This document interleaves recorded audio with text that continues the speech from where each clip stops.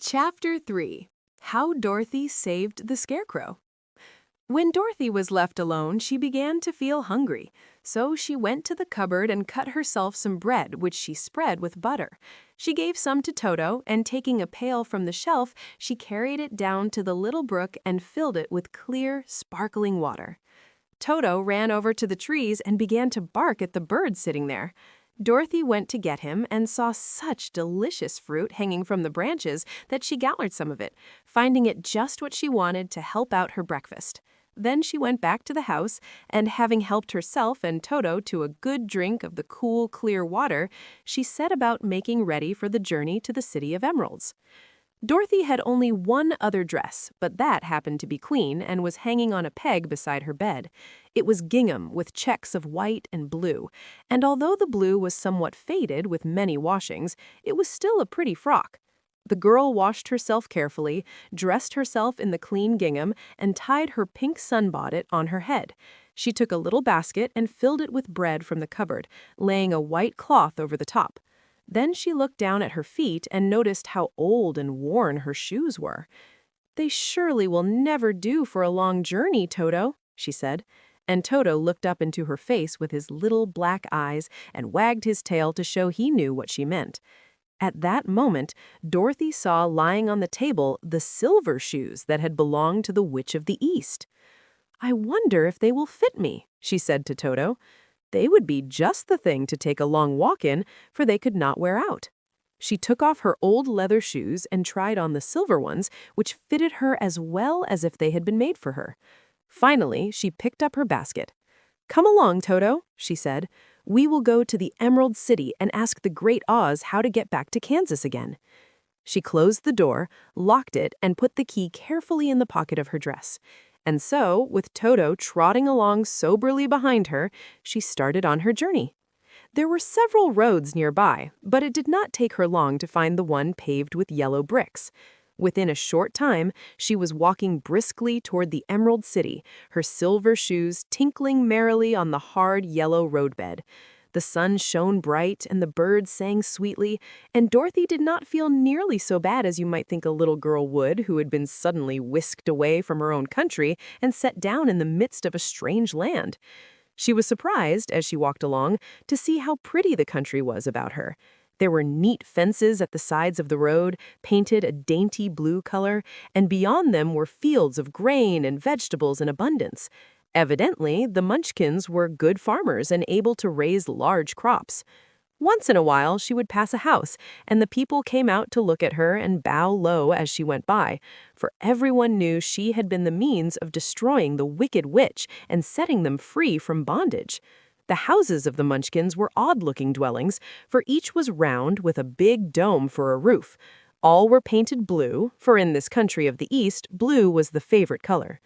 Toward evening, when Dorothy was tired with her long walk and began to wonder where she should pass the night, she came to a house rather larger than the rest. On the green lawn before it, many men and women were dancing. 5 little fiddlers played as loudly as possible, and the people were laughing and singing while a big table nearby was loaded with delicious fruits and nuts, pies and cakes, and many other good things to eat. The people greeted Dorothy kindly and invited her to supper and to pass the night with them, for this was the home of one of the richest Munchkins in the land, and his friends were gathered with him to celebrate their freedom from the bondage of the Wicked Witch. Dorothy ate a hearty supper and was waited upon by the rich Munchkin himself, whose name was Bok. Then she sat upon a settee and watched the people dance. When Bok saw her silver shoes, he said, "You must be a great sorceress." "Why?" asked the girl. "Because you wear silver shoes and have killed the Wicked Witch. Besides, you have white in your frock, and only witches and sorceresses wear white." "My dress is blue and white checked," said Dorothy, smoothing out the wrinkles in it. "It is kind of you to wear that. Blue is the color of the Munchkins, and white is the witch color, so we know you are a friendly witch." Dorothy did not know what to say to this, for all the people seemed to think her a witch, and she knew very well she was only an ordinary little girl who had come by the chance of a cyclone into a strange land. She was tired watching the dancing. Bach led her into the house, where he gave her a room with a pretty bed in it. The sheets were made of blue cloth, and Dorothy slept soundly in them till morning, with Toto curled up on the blue rug beside her. She ate a hearty breakfast and watched a wee Munchkin baby who played with Toto and pulled his tail and crowed and laughed in a way that greatly amused Dorothy. Toto was a fine curiosity to all the people, for they had never seen a dog before. "How far is it to the Emerald City?" the girl asked. "I do not know," answered Bach gravely, "for I have never been there. It is better for people to keep away from Oz, unless they have business with him. But it is a long way to the Emerald City, and it will take you many days. The country here is rich and pleasant, but you must pass through rough and dangerous places before you reach the end of your journey." This worried Dorothy a little, but she knew that only the Great Oz could help her get to Kansas again, so she bravely resolved not to turn back. She bade her friends goodbye and again started along the road of yellow bricks. When she had gone several miles, she thought she would stop to rest and so climbed to the top of the fence beside the road and sat down. There was a great cornfield beyond the fence, and not far away she saw a scarecrow placed high on a pole to keep the birds from the ripe corn. Dorothy leaned her chin upon her hand and gazed thoughtfully at the scarecrow. Its head was a small sack stuffed with straw, with eyes, nose, and mouth painted on it to represent a face. An old pointed blue hat that had belonged to some Munchkin was perched on his head, and the rest of the figure was a blue suit of clothes, worn and faded, which had also been stuffed with straw. On the feet were some old boots with blue tops, such as every man wore in this country, and the figure was raised above the stalks of corn by means of the pole stuck up its back. While Dorothy was looking earnestly into the queer painted face of the scarecrow, she was surprised to see one of the eyes slowly wink at her. She thought she must have been mistaken at first, for none of the scarecrows in Kansas ever wink. But presently the figure nodded its head to her in a friendly way. Then she climbed down from the fence and walked up to it, while Toto ran around the pole and barked. "Good day," said the scarecrow in a rather husky voice. "Did you speak?" asked the girl in wonder. "Certainly," answered the scarecrow. "How do you do?" "I'm pretty well, thank you. How do you do?" "I'm not feeling well," said the scarecrow with a smile, "for it is very tedious being perched up here night and day to scare away crows." "Can't you get down?" asked Dorothy. "No, for this pole is stuck up my back. If you will please take away the pole, I shall be greatly obliged to you." Dorothy reached up both arms and lifted the figure off the pole, for, being stuffed with straw, it was quite light. "Thank you very much," said the scarecrow, when he had been set down on the ground. "I feel like a new man."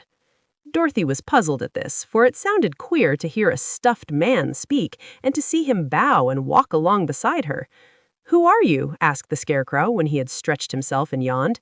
"And where are you going?" "My name is Dorothy, and I'm going to the Emerald City to ask the Great Oz to send me back to Kansas again." "Where is the Emerald City, and who is Oz?" "Why, don't you know?" she returned in surprise. "No, indeed, I don't know anything. You see, I'm stuffed, so I have no brains at all," he answered sadly. "Oh," said the girl, "I'm awfully sorry for you." "Do you think," he asked, "if I go to the Emerald City with you, that Oz would give me some brains?" "I cannot tell, but you may come with me if you like. If Oz will not give you any brains, you will be no worse off than you are now." "That is true," said the scarecrow. "You see," he continued confidentially, "I don't mind my legs and arms and body being stuffed because I cannot get hurt. If anyone treads on my toes or sticks a pin into me, it doesn't matter, for I can't feel it. But I do not want people to call me a fool. And if my head stays stuffed with straw instead of with brains, as yours is, how am I ever to know anything?" "I understand how you feel," said the little girl, who was truly sorry for him. "If you will come with me, I'll ask Oz to do all he can for you." "Thank you," he answered gratefully. They walked back to the road. Dorothy helped him over the fence, and they started along the path of yellow bricks for the Emerald City. Toto did not like this addition to the party at first. He smelled around the stuffed man as if he suspected there might be a nest of rats in the straw, and he often growled in an unfriendly way at the scarecrow. "Don't mind Toto," said Dorothy to her new friend. "He never bites." "Oh, I'm not afraid," replied the scarecrow. "He can't hurt the straw." Do let me carry that basket for you. I shall not mind it, for I can't get tired. I'll tell you a secret," he continued as he walked along. "There is only one thing in the world I'm afraid of." "What is that?" asked Dorothy. "The Munchkin father who made you."